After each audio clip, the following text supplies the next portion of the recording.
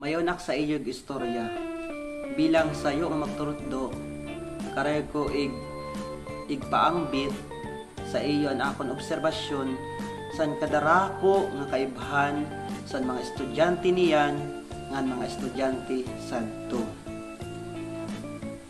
Aram ko nga diri angay ikumpara an sadto nga san niyan, pero sayo san akon obserbasyon nga diri maiwasan nga di man sa pagkumpara mabanggit ang kadaan ang sadto nga pamaagi sa pangeskwelahan kay gidadara ko igud man kaupay ang kaibhan sa pamatasan pala sa pagdisiplina ngansan pagtalinguha san kabataan sa pag-aradman.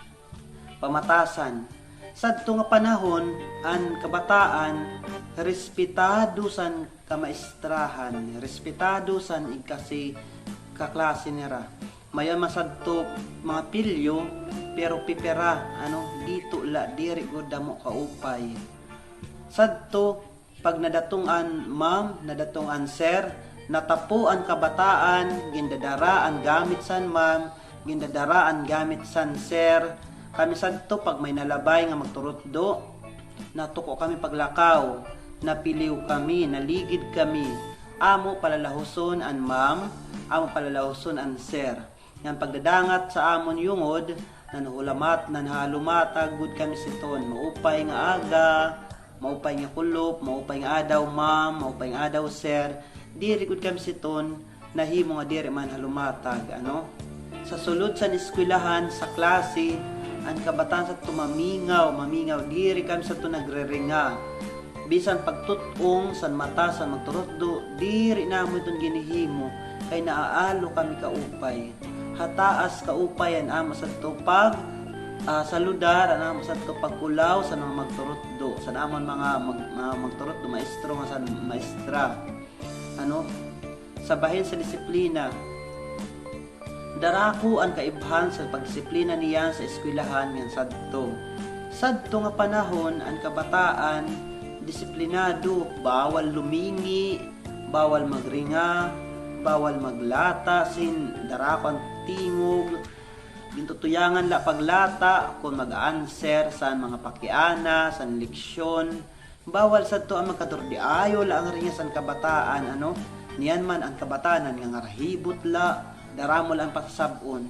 Sadto pag diri nakakabasa, bilin ko dito sa eskwelahan, bilin. Pag nasi-zero sa assignment, natugbos kami siton.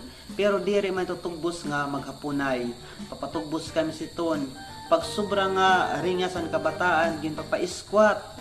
Nainumdumak sadto may pangabisi sadto sa high school, ginpapatugbos sa gawas dito sa auditorium, dito sa plaza, sa flagpole, ginpapatugbos dito tubtub sa pagpatuk-a san magturutdo nga nagpa-squat.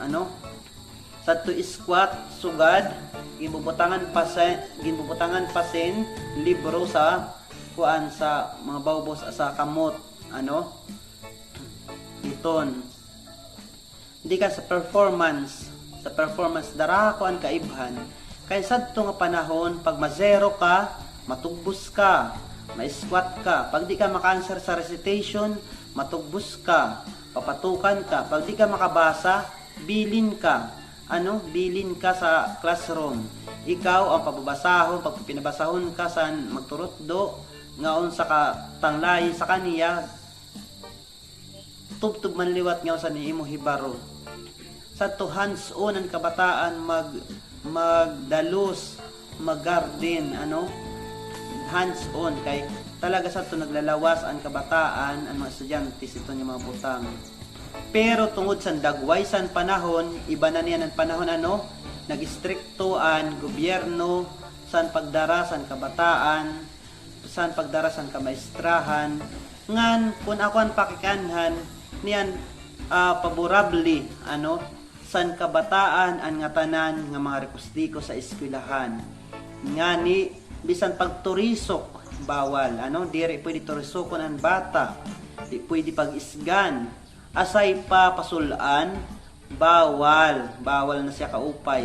Matatanggal ang lisensya sa magturutdo, matatanggal ang lisensya ni ma'am, ni sir, matatanggal pagka maestro, pagka maestra si ma'am si sir.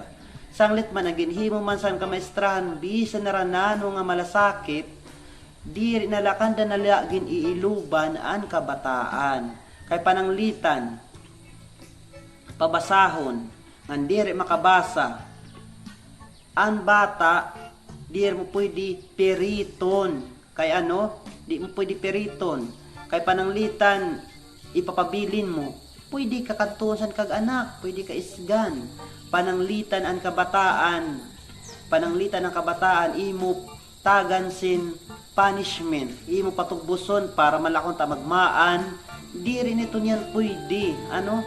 Kay patugbusa daw ang bata, hindi ka dayuhon sa nanay. Ano? Di rin ko sa igin ko kumpara, pero kung ako ang pakikanhan, mas epektibo ang kadaan nga pamaagi. Siguro ko, di manak na sugad nga ibalik, pero kung akong pakikanhan, sayo ito san akon inok, nga mahibalik, diri man an nga tanan nga pamaagi, pero pwede man siguro limitaran, sugad san punishment, ano, pwede man haon limitaran san limitasyon. Kay kung ang pagpatugbos, pagdisiplina man la, waris iton maraot. Maliban la kung magkulop ito pag pinatugbuso ni bata, kung pasusulan, kung nagkayoon mga lastro, iton andi niton angay. Pero ito mga butang nga pagdisiplina, para la niyo bata magikaupay, ayaw kam siton kasina, ano mga kag-anak. Pero balitaw, makuri na gud man yan magdisiplina san kabataan.